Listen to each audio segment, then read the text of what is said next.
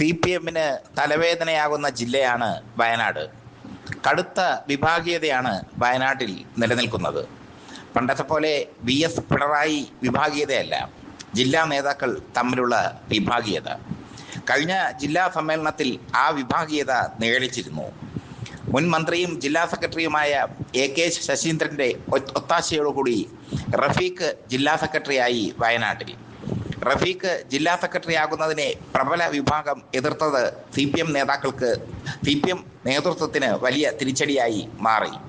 സംസ്ഥാന സെക്രട്ടേറിയറ്റിലെ നേതാക്കൾ ഇടപെട്ടാണ് പിന്നീട് അതൊരു സമവായത്തിലൂടെ ആക്കി മാറ്റിയതും റഫീഖിനെ ജില്ലാ സെക്രട്ടറി ആക്കിയതും.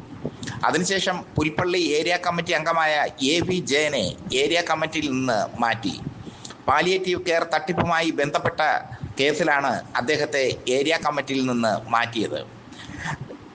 പുൽപ്പള്ളി ഏരിയ കമ്മിറ്റി അംഗമായ അദ്ദേഹത്തെ ഇരുളം ലോക്കൽ കമ്മിറ്റിയിലേക്കാണ് തരം താഴ്ത്തിയത്. കർഷക സംഘത്തിൻ്റെ ജില്ലാ സെക്രട്ടറി കൂടിയാണ് അദ്ദേഹം.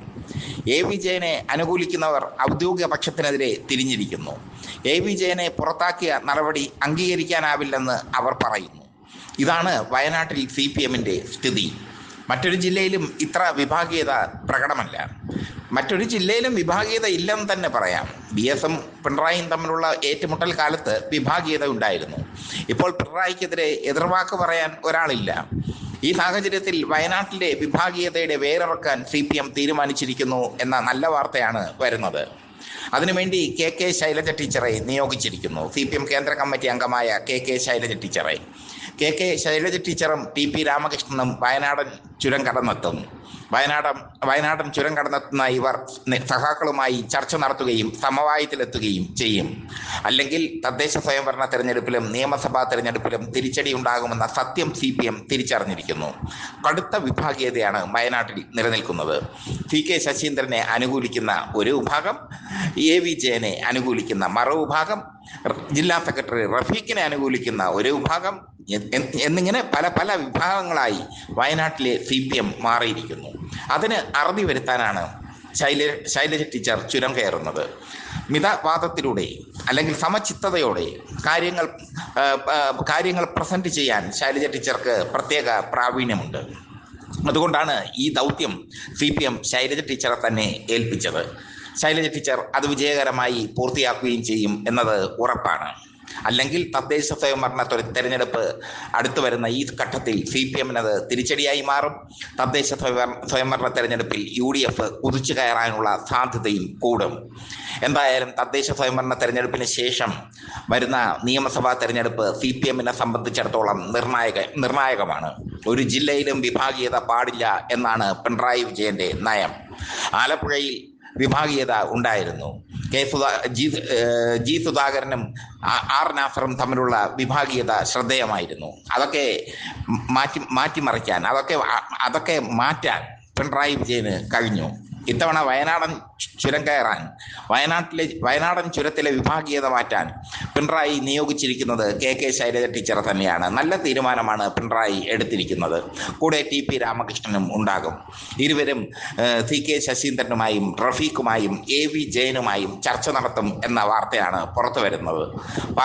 പാർട്ടിയുടെ കേഡർ സംവിധാനം വയനാട്ടിൽ തകർന്നിരിക്കുന്നു എന്ന അനുമാനമാണ് എന്നാണ് സംസ്ഥാന സെക്രട്ടേറിയറ്റും സംസ്ഥാന കമ്മിറ്റിയും നിരീക്ഷിച്ചിരിക്കുന്നത്. വയനാട് ചെറിയ ജില്ലയാണ്. ചെറിയ ജില്ലയായാൽ പോലും നിയമസഭാ തെരഞ്ഞെടുപ്പിൽ അവിടെ നിന്ന് കിട്ടുന്ന സീറ്റുകൾ CPM-നെ സംബന്ധിച്ചിടത്തോളം വളരെ വളരെ വളരെ നിർണായകമാണ്. തദ്ദേശ സ്വയംഭരണ തെരഞ്ഞെടുപ്പിൽ പരമാവധി സീറ്റുകൾ ജയിച്ചു കയറി ജനങ്ങൾക്കിടയിൽ ഒരു LDF തരംഗമുണ്ടാക്കാനാണ് CPM ശ്രമിക്കുന്നത്. അതിനിടയിലാണ് ഈ തമ്മിൽ തല്ല്, തൊഴുത്തിൽ കുത്ത്. വയനാട്ടിൽ നേതാക്കൾ തമ്മിൽ തല്ലും തൊഴുത്തിൽ കുത്തും തുടങ്ങിയിരിക്കുന്നു. ഇത് CPM-ന് വലിയ തലവേദനയായി മാറിയിരിക്കുന്നു. വിഭാഗീയതയുടെ വേരറുക്കാൻ ശൈലജ ടീച്ചർ എത്തുമ്പോൾ എന്തൊക്കെ സംഭവിക്കും എന്നുള്ളത് ഇനി കാത്തിരുന്ന് കാണേണ്ടതാണ്. കാരണം പരസ്പരം മുഖത്ത് നോക്കാത്ത നേതാക്കളാണ് വയനാട്ടിൽ ഉള്ളത്. ജില്ലാ നേതാക്കൾ ഒന്ന് ആലോചിച്ച് നോക്കണം.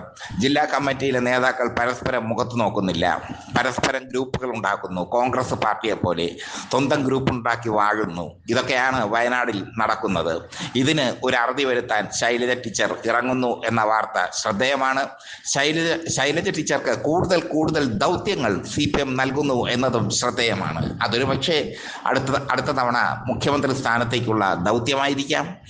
അതല്ലെങ്കിൽ ആരോഗ്യമന്ത്രി വീണ ജോർജിനെ മാറ്റുമെന്നുള്ളത് ഉറപ്പാണ്. അവിടെ ആരോഗ്യമന്ത്രിയായി ശൈലജ ടീച്ചറെ കൊണ്ട് വരാനുള്ള ദൗത്യമായിരിക്കാം. എന്തായാലും ആരോഗ്യമന്ത്രിയായി ശൈലജ ടീച്ചർ വരുമെന്നുള്ള കാര്യത്തിൽ ഏറെക്കുറെ ധാരണയായി കഴിഞ്ഞു എന്നാണ് പൊളിറ്റിക്സ് കേരളയ്ക്ക് കിട്ടുന്ന റിപ്പോർട്ട്. ഞങ്ങളത് റിപ്പോർട്ട് ചെയ്തിരുന്നു. പ്രേക്ഷകർക്ക് അത് കാണാൻ സാധിക്കും. ഞങ്ങളുടെ വീഡിയോ ഇപ്പോഴും ലൈവാണ് ആ വീഡിയോ.